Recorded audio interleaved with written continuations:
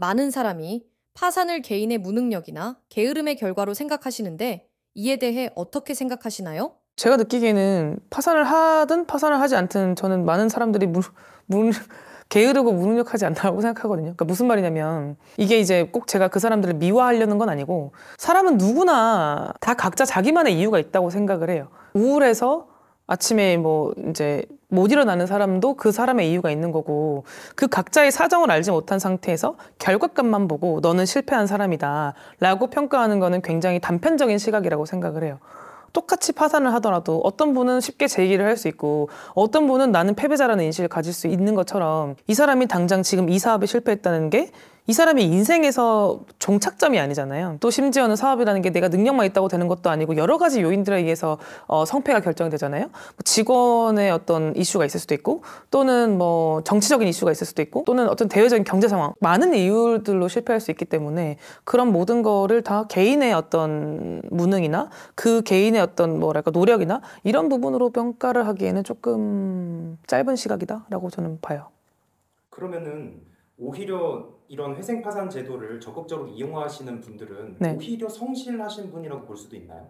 저는 어떻게 보냐면 적어도 도망가진 않는 사람이라고 생각을 해요.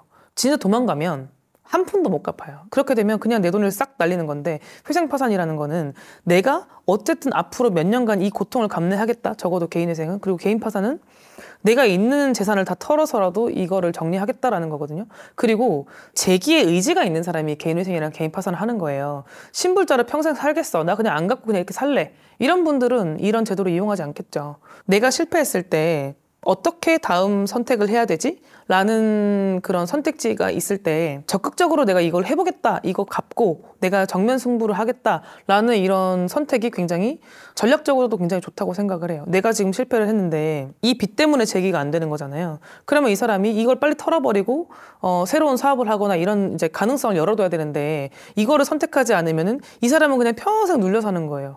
오히려 성실하다? 뭐 이렇게까지는 모르겠고 지혜로운 어떤 판단이다? 지혜로운 스텝의 어떤 출발선이다? 라고는 볼 수 있을 것 같아요.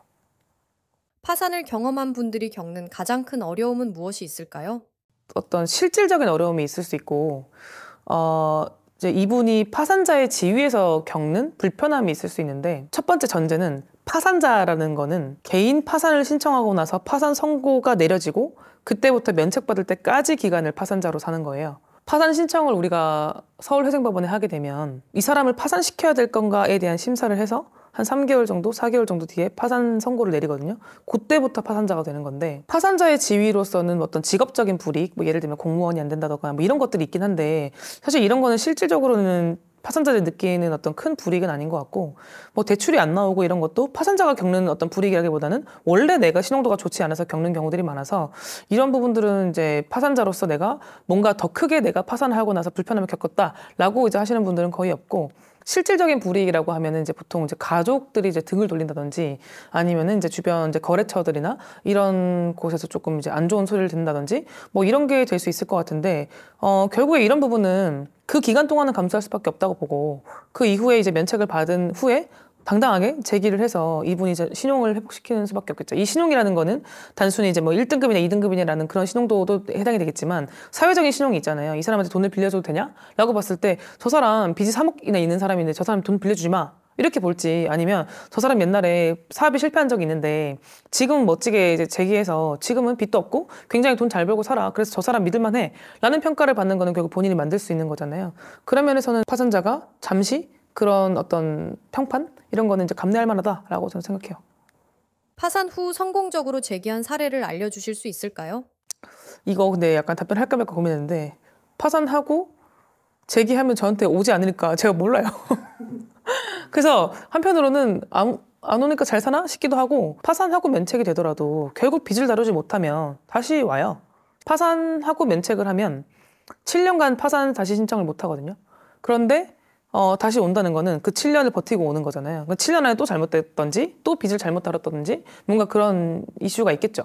그러니까 단순히 빚이 사라졌다는 것만으로 이 사람이 성공의 기본 조건을 갖췄다 보긴 어렵고, 빚을 달고 있다는 거는 뭔가 출발선부터 조금 불리한 이제 단계인데, 거기서는 좀 몸이 가볍게 출발을 할 수는 있겠죠. 파산하고 나서 면책을 받으면 바로 대출이 안 나오거든요. 그러니까 자기 자본으로 시작을 해야 된단 말이에요. 그러니까 아무래도 조금 더 작은 금액으로 조금 더 덜 위험한 어떤 그런 사업들을 시작할 수밖에 없기 때문에, 뭐 그렇게 해서 이제 잘 이렇게 극복을 할 수도 있는 거고, 그게 아니면 반대로 이제 똑같이 또 빚의 수렁텅이에 빠질 수도 있는 거죠.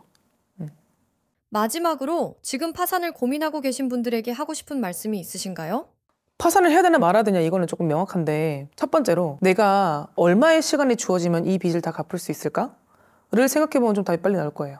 보통 1, 2년 안에 해결이 안 되는 빚들이 대부분이고, 또 두 번째는 뭐냐면 당장 지금 다음 달에 만기가 도래하는 그런 채권들이 있잖아요. 내가 대출을 당장 다음 달에 5천만 원을 변제를 하래요. 근데 나는 그걸 못 갚아. 근데 새 대출도 안 나와요. 뭐 이런 경우는 답이 없어요. 그러니까 파산에 불이익이 있냐? 이거보다 불이익이 있으면 어떡해요? 해야지. 이런 이제 시각으로 봐야지. 아, 이거 이런 불편함이 있는데 그럼 나 파산하면 사회적으로 나보고 너 파산자야. 이게 너무 무섭다? 이걸 지금 고려할 때가 아닌 것 같아. 이거 너무 약간 좀 티 같은 답변이긴 한데 지금 그런 생각할 때가 아니에요. 네, 제 생각은 그렇습니다. 그래도 F스러운 답변 한 번만 해주시면 안 돼요? F스러운 답변이요? 변호사님의 모든 답변이 T가 보입니다. 저 완전 극티거든요. 네. 네. 그래도 한번 F 한번 한마디만 여러분들이 잠시 고통을 감내한다면 이제 이 터널의 끝에는 또 빛이 오잖아요. 그 희망의 끝이 결국 언젠간 나온다. 그러니까 파산 면책 이후에는 희망이 있다. 이 관점으로 보시면 좋겠습니다. 물론 이제 과정이 힘들 거라는 건 저도 동의를 합니다. 좀 노력했는데. 이것까지 넣으면 될 것 같아요. 네. 아, 그래요? 네. 갑자기 딴 사람처럼.